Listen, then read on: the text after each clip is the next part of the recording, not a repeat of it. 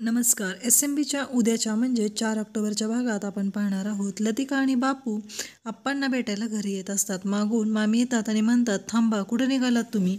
तेव्हा लतिका खूप घाबरलेली असते.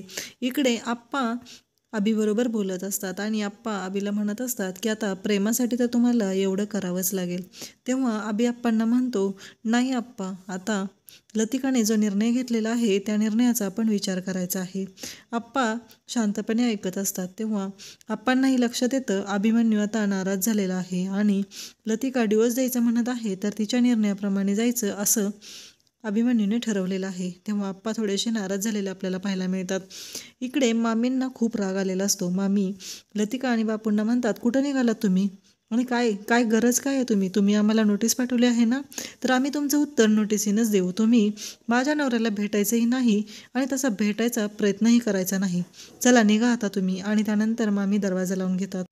लतिका आणि बापू बाहेर उभे असतात आणि मामी दरवाजा लावून घेतात. अशा सिरियलच्या अपडेटसाठी चॅनलला सबस्क्राईब करा. थँक्यू.